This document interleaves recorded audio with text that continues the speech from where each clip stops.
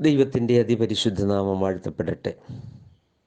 അക്ഷയനും അദൃശ്യനും നിത്യരാജാവും രക്ഷിതാവും അത്യുന്നതനും മഹാരാജാവുമായ ഏക ദൈവത്തിന് മഹത്വം.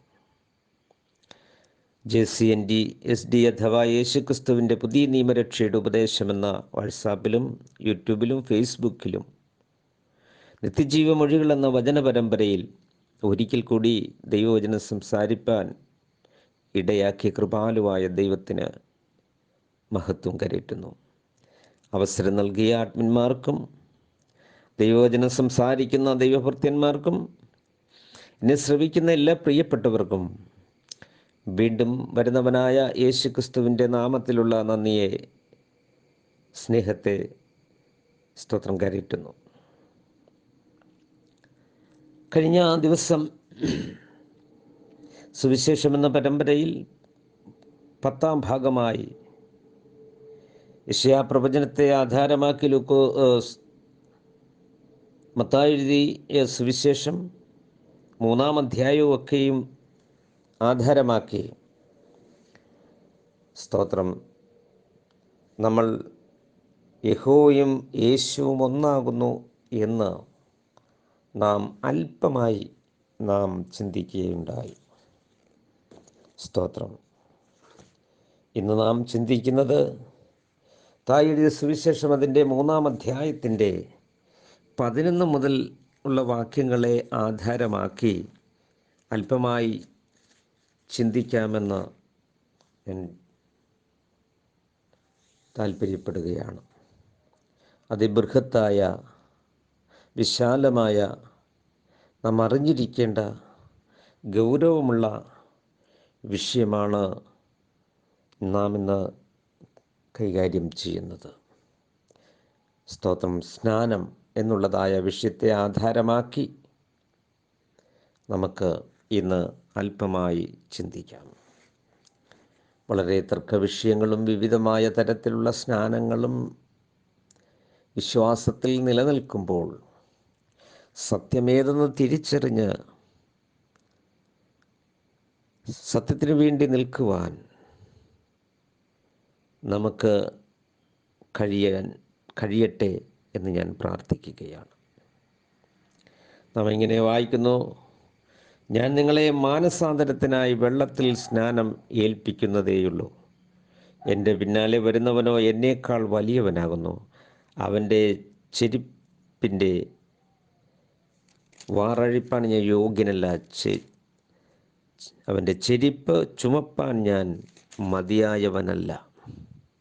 അവൻ നിങ്ങളെ പരിശുദ്ധാത്മാവിലും തീയിലും സ്നാനം ഏൽപ്പിക്കും. ശേഷം നമ്മൾ വായിക്കുന്നു: അനന്തരം യേശു യോഹന്നാനാൽ സ്നാനമേൽക്കുവാൻ ഗലീലയിൽ നിന്ന് യോർദാനരികെ അവൻ്റെ അടുക്കൽ വന്നു.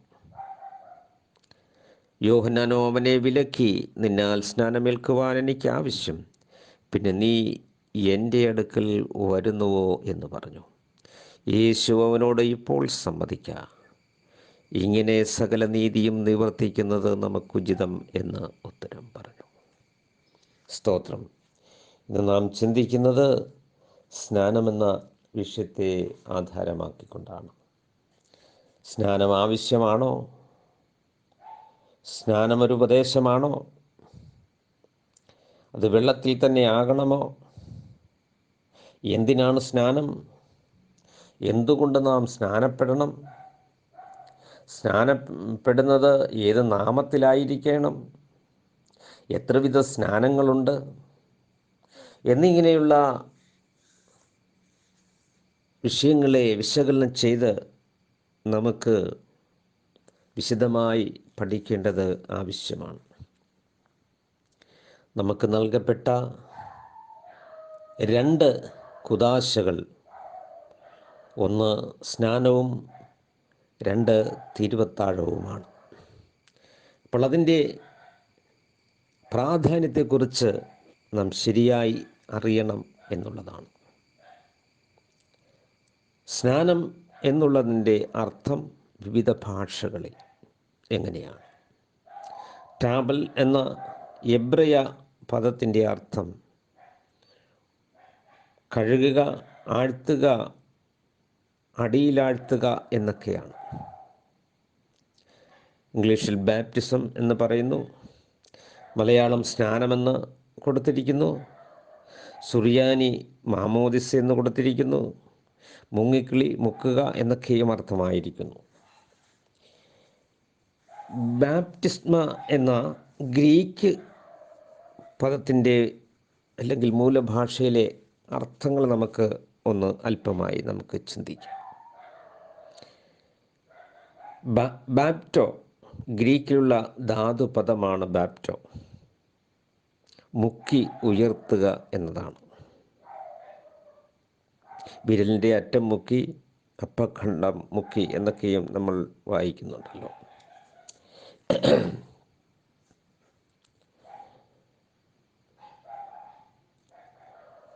ബാപ്റ്റെ എന്ന ധാതുവിൽ നിന്ന് ഉത്ഭവിച്ച ഈ ധാതുവിന് നിമജ്ജനം ചെയ്യുക അല്ലെങ്കിൽ മുക്കുക എന്നൊക്കെയുമാണ് അർത്ഥം. ഏതാണ്ട് 22 പ്രാവശ്യത്തോളം അത് കാണുവാൻ കഴിയും.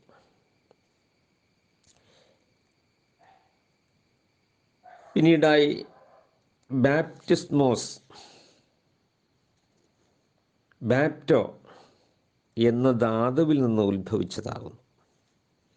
കഴുകുക എന്നാണ്.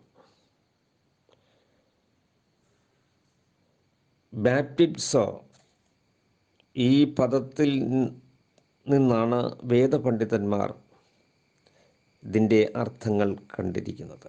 കൃത്യമായി 633 അധികൃതമായ പ്രസ്താവനകളുണ്ട് എന്നുള്ളതാണ്. നിമജ്ജനം ചെയ്യുക എന്നതാണ് ഇതിൻ്റെ അർത്ഥം. പുതിയ നിയമത്തിലെ 80 പ്രാവശ്യത്തോളമുണ്ട് നമ്മിന്ന് കാണാൻ കഴിയുന്നുണ്ട്. ചെഷിറ്റോ എന്ന പ്രസിദ്ധമായ പ്രാചീന സുറിയാനി വേദപുസ്തകത്തിലും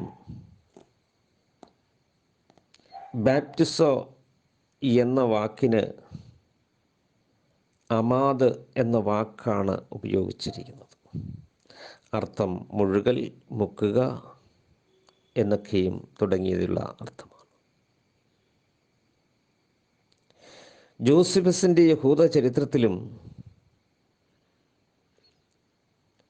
അറ്റ്ലാന്റിക് കടലിൽ ഒരു കപ്പൽ മുങ്ങിത്താഴുന്നത് പോലെ എന്നുള്ള അർത്ഥമാണ് കൊടുത്തിരിക്കുന്നത്.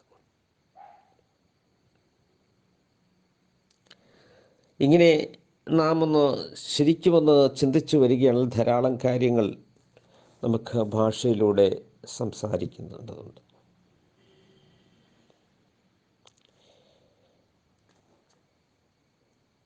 അതുപോലെ നിപ്റ്റോ എന്നുള്ള വാക്ക് ശരീരഭാഗം കഴുകുക എന്നുള്ള അർത്ഥമാണ്. ലൂവോ കുളിക്കുക എന്ന അർത്ഥമാണ്.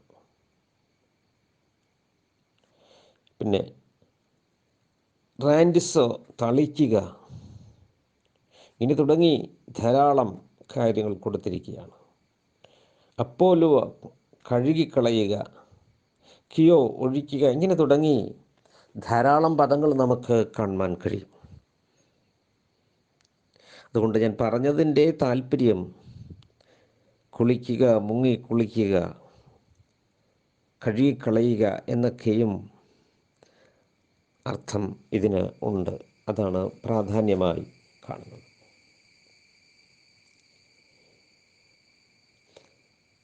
ക്രിസ്തു തൻ്റെ സഭയ്ക്ക് നൽകിയ 2 ആചാരങ്ങൾ, സ്നാനം, 2 തിരുവത്താഴം. ഇത് ഒരു വികാരം സമയത്ത് നമുക്കുണ്ടാകുന്ന വിവരക്കേട് കൊണ്ട് ചെയ്യേണ്ട കാര്യമല്ല. വിവേകമുള്ളപ്പോൾ അത് വിവേകത്തോടുകൂടെ അതിനെക്കുറിച്ച് ശരിയായുള്ള ഒരറിവിലൂടെ എടുക്കേണ്ടതാണ് ഈ തീരുമാനമെന്ന് നമ്മൾ മനസ്സിലാക്കിയിരിക്കണം. അതായത് വചന നിശ്ചയം പ്രാപിക്കണം. പലരും അതിനെക്കുറിച്ച് അറിവില്ലാതെ അത് ചെയ്യുന്നു എന്നുള്ളതാണ്. ഒരു ക്രിസ്തു ഭക്തൻ്റെ നിയമത്തിൻ്റെ ഉടമ്പടി ഉറപ്പിക്കുന്ന കണ്ണിയാണ് സ്നാനം എന്ന് പറയുന്നത്. തിരുവത്താഴം എന്നൊക്കെയും പറയുന്നത്. പഴയ നിയമ ആചാരങ്ങളെ ക്രിസ്തുവിൽ പൂർത്തീകരിക്കുന്ന ഒരു വിളംബരമാണ്. അതുപോലെ പഴയ നിയമ ആചാരങ്ങളെ പിന്തള്ളുന്ന ഒന്നാണ്. അങ്ങനെയുള്ള ഒരു വിളംബരം തന്നെയാണ്. അല്ലെങ്കിൽ ചാരക്കൂമ്പാരമാക്കി അത് പുറത്ത് തള്ളുന്നതാണ്. അതുകൊണ്ട് അതിൻ്റെ പൊരുൾ നിഴലൊക്കെയും നാം അറിഞ്ഞിരിക്കണമെന്നുള്ളത് ഓർമ്മപ്പെടുത്തട്ടെ. ഇതൊരു കർമ്മ അനുഷ്ഠാനമാണ്.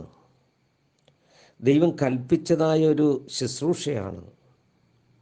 അത് ദൈവിക ആലോചനയാണ്, ദൈവിക നീതിയാണ്, നല്ല മനസ്സാക്ഷിക്കുള്ള അപേക്ഷയാണ്. ഇത് നല്ലൊരു ഉടമ്പടിയാണ്. ഇതൊരു മാതൃകയാണ് എന്നൊക്കെയും നമുക്ക് കാണുവാൻ കഴിയും. ഇത് അടിസ്ഥാന ഉപദേശങ്ങളിൽ നിന്നാണ്. ഇത് ക്രിസ്തു പഠിപ്പിച്ചതാണ്. ക്രിസ്തുവിൻ്റെ കൽപ്പനയാണ്. ഇത് ക്രിസ്തുവിനോട് ചേരുന്നതാണ്. അവൻ്റെ മരണത്തിൽ പങ്കാളികൾ, മരണമടക്ക ഉയർപ്പിനോട് ഏകീഭവിക്കുന്ന ഒന്നാണ്. അപ്പോൾ ഇത് വളരെ പ്രധാനപ്പെട്ട ഒന്ന് തന്നെയാകുന്നു എന്നുള്ള കാര്യം നാം മറക്കരുത്. സ്തോത്രം. അത് നമുക്ക് അടിസ്ഥാനപരമായി നമുക്ക് ഒന്ന് ചിന്തിച്ച് പഠിക്കുകയും ഈ സത്യത്തെ നമുക്ക് മനസ്സിലാക്കുവാൻ നമുക്ക് കഴിയണം. യേശുക്രിസ്തു പറഞ്ഞത്, ഏകസത്യദൈവമായ നിന്നെയും നീ അയച്ചിരിക്കുന്ന യേശുക്രിസ്തുവിനെ അറിയുന്നത് തന്നെയാണ് നിത്യജീവൻ. സ്തോത്രം. അതുകൊണ്ട് നിത്യജീവനെ പ്രാപിക്കണമെങ്കിൽ ഈ സത്യത്തെക്കുറിച്ച് നാം ഒന്ന് അറിയണം എന്നുള്ളതാണ്. ഒന്നാമതായി നാം ചിന്തിക്കുന്നത് ഈ സ്നാനമെന്നുള്ളത് പഴയ നിയമത്തിലെ നീതിയാകുന്നു എന്നുള്ളതാണ്. അപ്പോൾ പഴയ നിയമത്തിലെ ദൈവിക നീതിയാണ് ഈ സ്നാനമെന്നുള്ള കാര്യം നാം മറന്നു പോകരുത്. മത്തായി എഴുതിയ സുവിശേഷം അതിൻ്റെ 3-ാം അധ്യായത്തിൻ്റെ 15-16 വാക്യങ്ങളിലേക്കെയും നമുക്ക് കാണുവാൻ അത് കഴിയും. ഇപ്പോൾ സമ്മതിക്ക, ഇങ്ങനെ സകല നീതിയും നിവർത്തിക്കുന്നത് നമുക്ക് ഉചിതമെന്ന് ഉത്തരം പറഞ്ഞു. അപ്പോൾ സ്നാനത്തെ, കർത്താവായ യേശുക്രിസ്തുവിൻ്റെ സ്നാനത്തെ വിലക്കുന്നതായ യോഹന്നാൻ സ്നാപകനോട് കർത്താവായ യേശുക്രിസ്തു പറയുകയാണ്, എന്താണ് നമുക്ക് ഉചിതമെന്നത് ഇതാണ്, ഇങ്ങനെ സ്തോത്രം സകല നീതിയും നിവർത്തിക്കുന്നത് ആണ് ഏറ്റവും ഉചിതം ഈ സ്നാനത്തെ പറ്റി. അപ്പോൾ സ്നാനം ഒരാവശ്യമായിരിക്കുന്നത് കൊണ്ട്, സ്നാനം ദൈവത്തിൻ്റെ ആലോചനയായിരിക്കുന്നത് കൊണ്ട്, സ്നാനം ദൈവത്തിൻ്റെ നീതിയായിരിക്കുന്നത് കൊണ്ട്, സ്നാനം നല്ല ഒരു മാതൃകയായിരിക്കുന്നത് കൊണ്ട് ദൈവം സ്തോത്രം അത് നമ്മുടെ കർത്താവ് സ്തോത്രം അത് സ്വീകരിക്കുന്നതായി കാണുവാൻ കഴിയും. ഇവിടെ നമുക്ക് കാണുന്നത് പഴയ നിയമത്തിൽ അല്ലെങ്കിൽ ദൈവത്തിൻ്റെ ഒരു നീതിയാണ്. സ്തോത്രം സകല നീതിയും എന്ന് പറയുമ്പോൾ വിവിധ തരത്തിലുള്ള നീതി ദൈവിക വചനത്തിലുണ്ട്. ആ നീതിയിലൊന്ന് ആണ് ഈ സ്നാനമെന്ന് പറയപ്പെടുന്നത്. അതിലൊന്നാമത്തെ ദൈവിക നീതി ആയിരുന്ന ഒന്ന്, അബ്രഹാമിൻ്റെ മകനായിരിക്കയാൽ ദൈവം കൊടുത്ത നിയമപ്രകാരം അവൻ പരിച്ഛേദന ഏൽക്കണമെന്നുള്ളതായിരുന്നു. കർത്താവായ യേശുക്രിസ്തു പരിച്ഛേദന ഏറ്റു. രണ്ടാമത്തെ നീതി എന്ന് പറയപ്പെടുന്നത് അവൻ യാഗം കഴിച്ചു എന്നുള്ളതാണ്. 8-ാം നാൾ പരിച്ഛേദനയേറ്റു എന്ന് നാം വായിക്കുന്നു. അപ്പോൾ പിന്നെ അവന് വേണ്ടി പ്രാക്കളെ യാഗമായി അർപ്പിക്കുന്നത് നമുക്ക് കാണുവാൻ കഴിയും. മൂന്നാമത്തെ നീതിയാണ് സ്നാനം എന്നത്. സ്തോത്രം. യഹൂദന്മാർ സ്നാനം നടത്തിയിരുന്നു. 3 ഘട്ടങ്ങളിലായി അത് ചെയ്തിരുന്നതായി നമുക്ക് കാണുവാൻ കഴിയും. അപ്പോൾ യഹൂദന്മാരുടെ ഇടയിൽ ഈ സ്നാനം നടക്കുന്നതായി നമുക്ക് കാണുവാൻ കഴിയും. സ്തോത്രം. അതുകൊണ്ട് പരിച്ഛേദന എന്നതും സ്നാനമെന്നുള്ളതും യാഗമെന്നുള്ളതും വളരെ പ്രധാനപ്പെട്ടതാകുന്നു എന്നതാണ്. സ്തോത്രം. അതുകൊണ്ട് യേശുക്രിസ്തുവിൽ ഇത് എങ്ങനെയാണ് പൂർത്തീകരിക്കുന്നതെന്നുള്ള ദൈവിക മർമ്മം. കാരണം ന്യായപ്രമാണം വരുവാനുള്ളവയുടെ നിഴലല്ലാതെ സാക്ഷാൽ സ്വരൂപമല്ല. അപ്പോൾ സാക്ഷാൽ സ്വരൂപം ഉള്ളത് ഈ ന്യായപ്രമാണത്തെ നീക്കാതെ നിവർത്തിച്ചത് എങ്ങനെയാണെന്നാണ് നാം അറിയേണ്ടത്. സ്തോത്രം.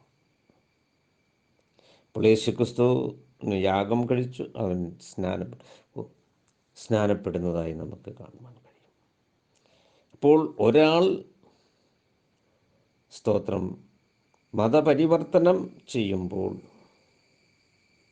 ചെയ്തയാൾ വെള്ളത്തിൽ നിന്നും കയറുമ്പോൾ റബി പറയും, ഇയാൾ ഇപ്പോൾ ജനിച്ച ഒരു ശിശുവാണെന്ന് പ്രഖ്യാപിക്കും. അതിൽ കഴുകുമ്പോൾ, കുളിക്കുമ്പോൾ, മുങ്ങുമ്പോൾ അയാളുടെ പാപജീവിതം ഇവിടെ അവസാനിച്ചു എന്നും ആ പഴയ മനുഷ്യൻ മരിക്കുകയും കുഴിച്ചിടപ്പെടുകയും ചെയ്തു എന്നും പിന്നീടൊരു മൃഗത്തെ യാഗം കഴിച്ചതിൻ്റെ രക്തത്തിൽ ഒരംശം അവനിൽ തളിച്ചവനെ ശുദ്ധീകരിക്കുന്നു.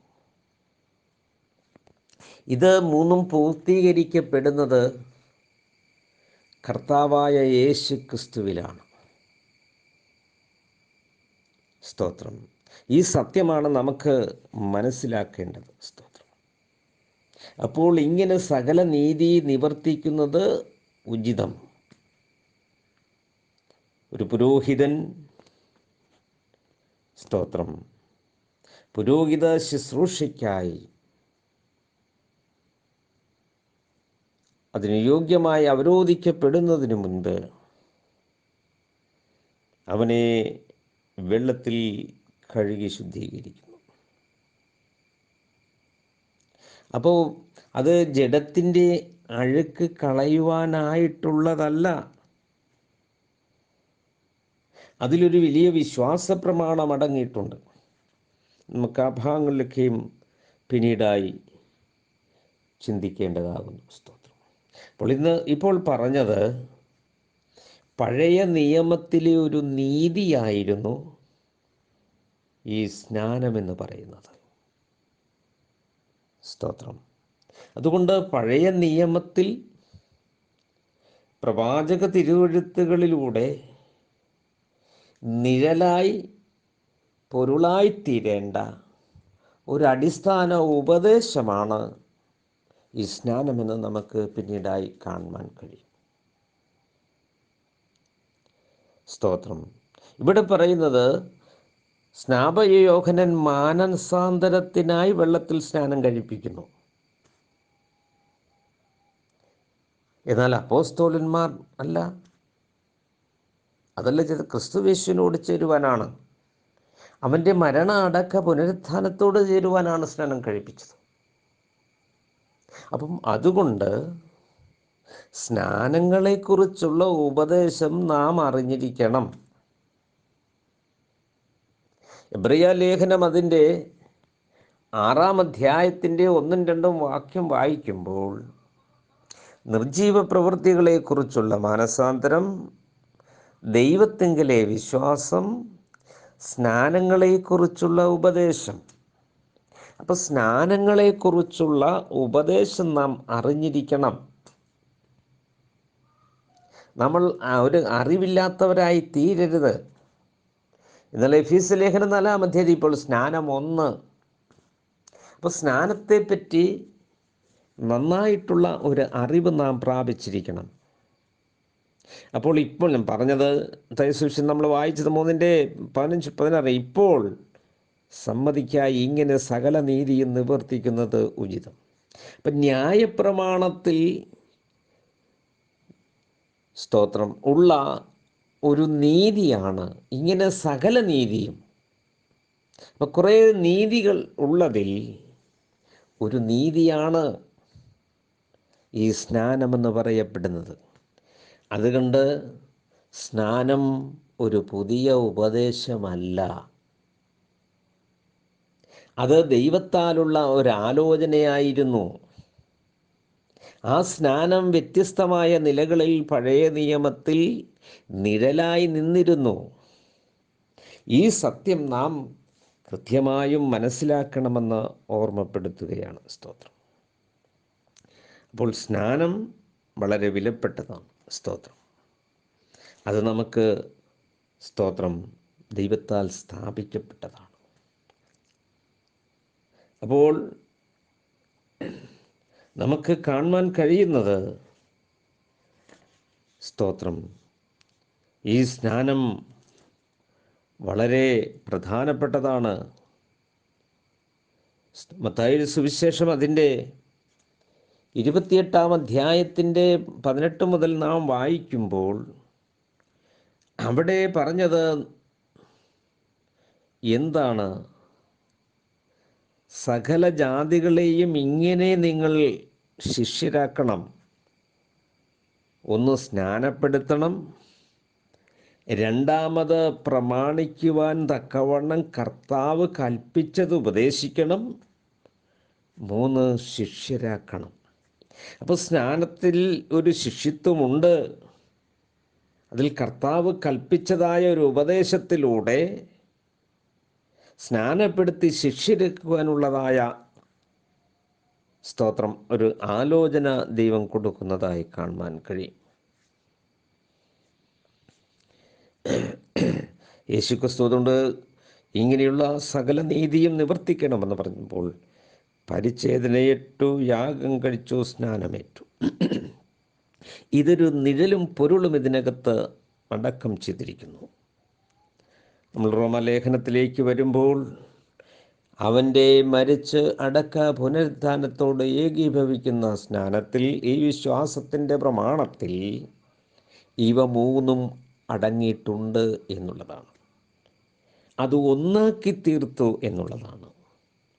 അതുകൊണ്ട് ക്രിസ്തുവിൻ്റെ വിലയേറിയ രക്തത്താലുള്ള ശുദ്ധീകരണം, അതുകൊണ്ട് ആണ്ടുതോറും നമ്മൾ നടത്തി വരുന്ന യാഗങ്ങൾ നീക്കം ചെയ്തു.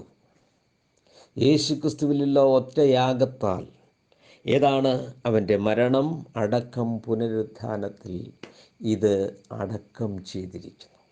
അപ്പോൾ ജലസ്നാനം എന്നുള്ളതായിരിക്കുന്ന ദൈവത്തിൻ്റെ ഈ ആലോചന, കർത്താവായ യേശുക്രിസ്തുവിൻ്റെ ഈ കൽപ്പന, പ്രവാചക തിരുവെഴുത്തുകളിലൂടെ അറിയിച്ചതായിരിക്കുന്ന ഈ നിഴലായി നിൽക്കുന്ന പൊരുൾ നമുക്ക് സ്തോത്രം വെളിപ്പെടുമ്പോൾ ഇത് ഈ ഒറ്റ ശുശ്രൂഷയിൽ അതടക്കം ചെയ്യുന്നതായി കാണാം. അപ്പം യേശുക്രിസ്തുവിൻ്റെ മരണമടക്കം പുനരുദ്ധാനത്തോടെ ഏകീഭവിക്കുക. അതോടൊപ്പം ഞാൻ പാപിയായിരുന്നു, ഞാൻ പാപത്തിൽ മരിച്ചിരിക്കുന്നു, ഞാൻ അടക്കം ചെയ്യപ്പെടും, എന്നാൽ ക്രിസ്തുവേശുവെനിക്ക് ക്രൂശിൽ ചൊരിഞ്ഞ രക്തം മൂലം പാപമെന്ന മോചനമെന്ന വീണ്ടെടുപ്പിലൂടെ കർത്താവിനാൽ അവനെ വിശ്വസിച്ച് അവനെ കൈക്കൊണ്ട് സ്തോത്രം ഹല്ലേലൂയ സ്നാനപ്പെട്ട് ജീവിക്കയാൽ ഞാൻ ഇതുപോലെ ഉയർത്തെഴുന്നേൽക്കും എന്നുള്ള പ്രഖ്യാപനം, വിശ്വാസത്തിൻ്റെ അടിസ്ഥാനമായ പ്രഖ്യാപനങ്ങളിൽ സ്തോത്രം ഒന്ന് തന്നെയാണ് സ്നാനമെന്ന് ഉള്ളത്. സ്തോത്രം. അപ്പോൾ പ്രവാചക തിരുവെഴുത്തുകളിലൂടെ നാം അത് കണ്ടെത്തണം. യേശുക്രിസ്തുവിൻ്റെ കൽപ്പനയാണ്, യേശുക്രിസ്തുവിൻ്റെ ഉപദേശത്തിലുണ്ടായിരുന്നോ? അപ്പോസ്തലന്മാരുടെ ഉപദേശം ഇവയാൽ ഉറപ്പുവരുത്തേണ്ടതാണ്. അതുകൊണ്ട് ഇത് അനിവാര്യമാണോ എന്നുള്ളതാണ് സ്തോത്രം നാം മനസ്സിലാക്കേണ്ടത്. അതുകൊണ്ട് സ്തോത്രം നമുക്ക് ശ്രേഷ്ഠ മഹാപുരോഹിതനായ ക്രിസ്തു ഉള്ളപ്പോൾ സ്തോത്രം നാം ശ്രേഷ്ഠ മഹാപുരോഹിതൻ എന്തായിരുന്നു ജനങ്ങൾക്ക് നൽകിയത് എന്ന് പഴയ നിയമം വായിക്കുമ്പോൾ നമ്മൾ കാണുന്നു.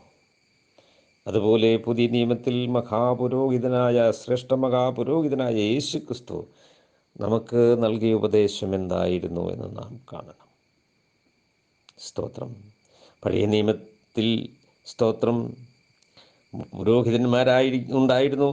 എന്നാൽ യേശു വന്നപ്പോൾ യേശുവിൻ്റെ ശ്രേഷ്ഠ മഹാപുരോഹിത്വം സ്തോത്രം ആണ് നാം ഉൾക്കൊള്ളേണ്ടത്. സ്തോത്രം. നാം ആരാണ്?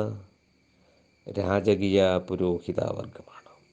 അപ്പം ശ്രേഷ്ഠ മഹാപുരോഹിതൻ പുരോഹിത ശുശ്രൂഷയ്ക്കൊരുങ്ങുമ്പോൾ സ്തോത്രം ഹല്ലേലൂയ സ്നാനമേറ്റു എങ്കിൽ രാജകീയ പുരോഹിതവർഗമായിരിക്കുന്ന നാമും അവൻ്റെ കൽപ്പനകളെ അനുസരിക്കണം എന്നുള്ളത് സത്യമാണ്, വളരെ പ്രധാനപ്പെട്ടതാണ്.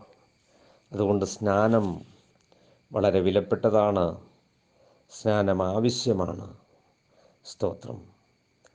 നമുക്ക് ഒരു കാര്യം കൂടെ ചിന്തിച്ച് സ്തോത്രം നമുക്ക് ഇന്ന് ഇത് അവസാനിപ്പിക്കാം എന്ന് ഞാൻ ആഗ്രഹിക്കുകയാണ്. സ്തോത്രം. സ്നാനം എന്നുള്ളതായ ഈ വിഷയം വലിയൊരു വിഷയമായിരിക്കുന്നു. അത് കൃത്യമായി നാം അറിയണം. സ്തോത്രം. ഒന്ന് നാം പറഞ്ഞു, അത് സ്തോത്രം എന്താണ്? പഴയ നിയമത്തിൻ്റെ നീതിയാണ്. ഇങ്ങനെ സകല നീതിയും സ്തോത്രം അനുസരിക്കുന്നത്, ചെയ്യുന്നതാണ് ഏറ്റവും ഉചിതമെന്ന് കർത്താവ് പറഞ്ഞു. അത് നിവർത്തിക്കണമെന്നുള്ളതാണ് കർത്താവ് പറഞ്ഞത്. സ്തോത്രം. രണ്ടാമത് സ്തോത്രം ഒരു പോയിൻ്റ് കൂടെ ഞാൻ കർത്താവിൽ നിന്ന് ചിന്തിക്കുകയാണ്. സ്നാനം ഒരു മുൻകുറിയാണ്. സ്തോത്രം. അല്ലെങ്കിൽ അത് മുൻ നിയമിച്ചതാണ്, മുൻ കുറിച്ചിട്ടുള്ളതാണ്. അപ്പോൾ ഈ സ്നാനം സ്തോത്രം പ്രവാചകന്മാരിലൂടെ നമുക്ക് മുൻ നിയോഗിച്ച് ഉറപ്പിച്ചിട്ടുള്ളതാണ്. സ്തോത്രം. അത് പ്രഖ്യാപിച്ചിട്ടുള്ളതാണ്, അത് യഥാർത്ഥമായി ഉറപ്പിച്ചിട്ടുള്ളതാണ്. ഇത് ഒരു മുൻകുറിയാകുന്നു എന്ന് പത്രോസ് അതിൻ്റെ 3-ാം അധ്യായത്തിൻ്റെ 19-21 വാക്യങ്ങൾ നമുക്ക് അതിലൂടെ നമുക്ക് മനസ്സിലാക്കുവാൻ കഴിയും. 1 പത്രോസിൻ്റെ ലേഖനം അതിൻ്റെ 3-ാം അധ്യായത്തിൻ്റെ 19 മുതൽ 21 വരെയുള്ള വാക്യത്തിൽ നമുക്കത് കാണുവാൻ കഴിയും. അവിടെ ഒരു സംഭവത്തെ എടുത്ത് കാണിച്ചുകൊണ്ടാണ് സ്തോത്രം അവിടെ പറഞ്ഞിരിക്കുന്നത്. നമ്മൾ 18 മുതൽ വായിക്കേണ്ടതാണ്. 19 മുതൽ വായിക്കുന്നു. ആത്മാവിൽ അവൻ ചെന്ന് പണ്ട് നോഹയുടെ കാലത്ത് പെട്ടകമൊരുക്കുന്ന സമയം ദൈവം ദീർഘക്ഷമയോടെ കാത്തിരിക്കുമ്പോൾ അനുസരി അനുസരിക്കാത്തവരായി തടവിലുള്ള ആത്മാക്കളോട് സ്തോത്രം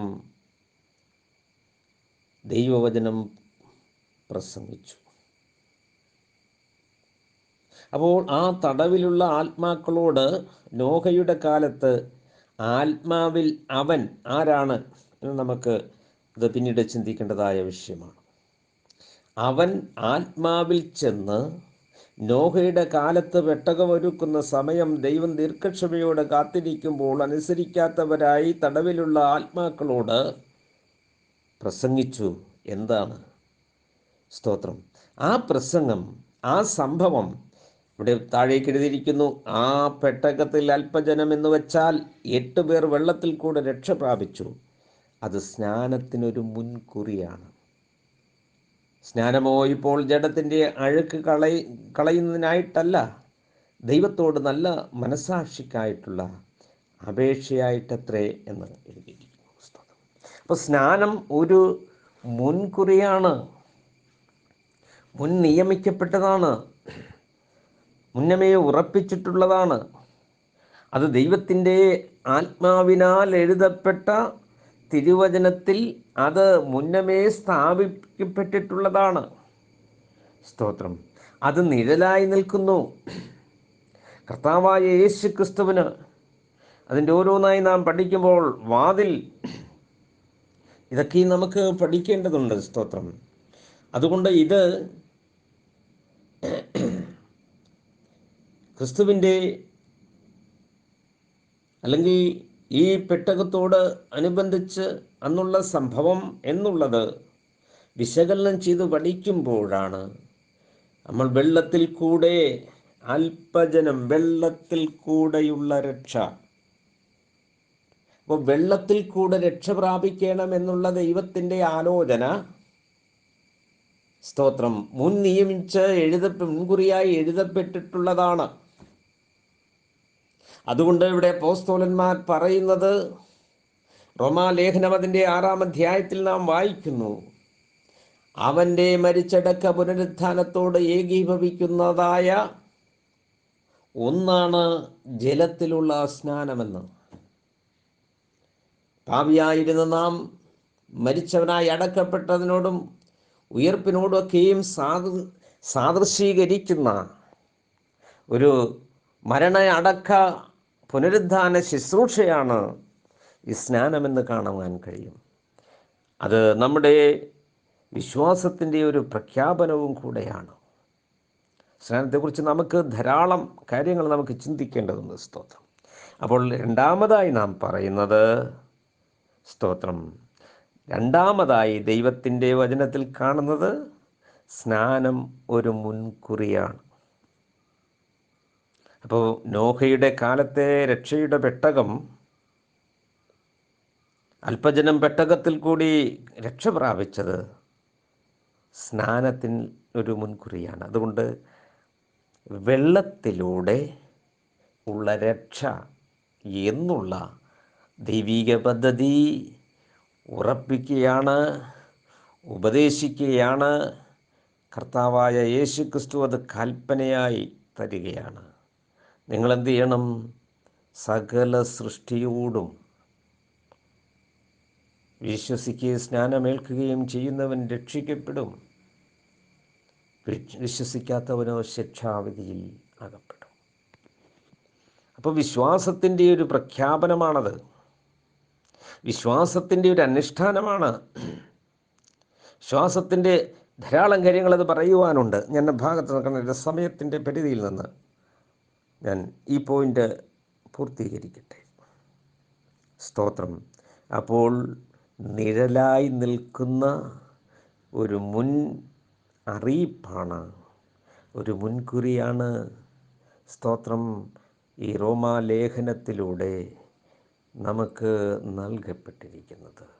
പത്രോസ് എഴുതിയ ലേഖനത്തിൽ അത് നമ്മളെ ഉത്ബോധിപ്പിക്കുകയാണ്, നമ്മളെ പ്രബോധിപ്പിക്കുകയാണ്. ഇത് സ്നാനത്തിന് ഒരു മുൻകുറിയാണ്. സ്തോത്രം, സ്തോത്രം, ഹല്ലേലൂയ, സ്തോത്രം. ഭൂമിയുടെ ഉറവുകൾ തുറന്നു, അതുപോലെ തോരാത്ത സ്വർഗത്തിലെ ഹല്ലേലൂയ ഭണ്ഡാരങ്ങൾ തുറന്നു. സ്തോത്രം. ഹല്ലേലൂയ.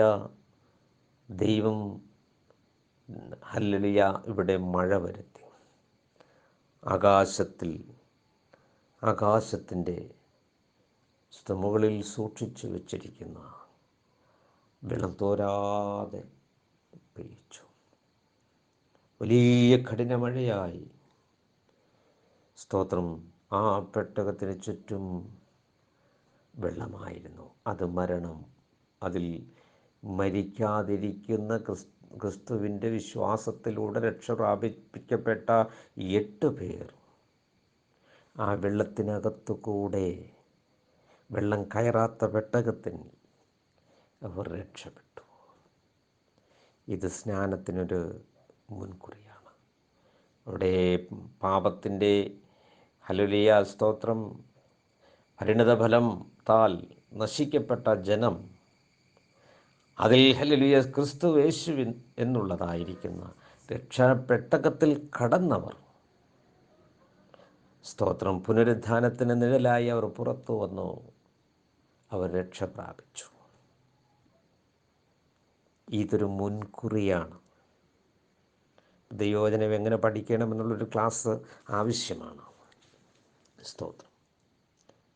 എൻ്റെ പള്ളിക്കും പുള്ളിക്കുമുള്ളതായിരിക്കുന്ന മാറ്റങ്ങൾ, അതിൻ്റെ അർത്ഥവ്യത്യാസങ്ങൾ, അതിൻ്റെ വ്യാഖ്യാന രീതികൾ, അതിൻ്റെ ആലങ്കാരിക ഭാഷകൾ, ഇങ്ങനെ തുടങ്ങി അക്ഷരീയ മായ ആത്മീകമായ ഒക്കെയുള്ളതായ രണ്ടും കൂട്ടിയുള്ളതായിരിക്കുന്ന സ്തോത്ര പഠനങ്ങൾ, ഇതൊക്കെയും നമുക്ക് വ്യക്തമായി പഠിക്കേണ്ടത് ആവശ്യമാണ്.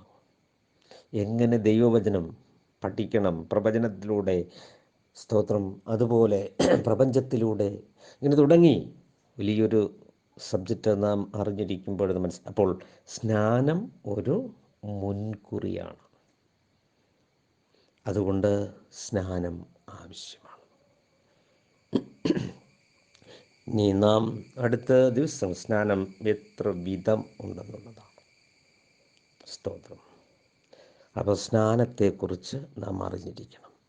എബ്രായ ലേഖനം പറയുന്നു 6 വിധ കാര്യങ്ങൾ പോരാ, അത് പാല് മാത്രവും. 7ാമത്തെ ക്രിസ്തു എന്ന പരിജ്ഞാനം കൊണ്ട് പ്രാപിച്ചില്ല എങ്കിൽ അവൻ നശിച്ചു പോകുമെന്നാണ്.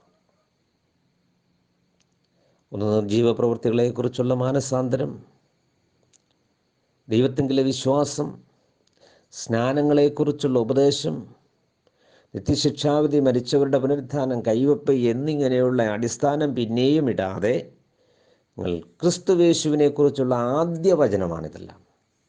ഇത് വിട്ട് പരിജ്ഞാന പൂർത്തി പ്രാപിപ്പാൻ ശ്രമിക്കുക. അത് ഹല്ലേലൂയ പഴയ നിയമത്തിൽ മുൻകുറിപ്പെട്ടതായിരുന്നു. അത് ക്രിസ്തുവേശു ഉപദേശിച്ചതാണ്, കൽപ്പന കൊടുത്തതാണ്.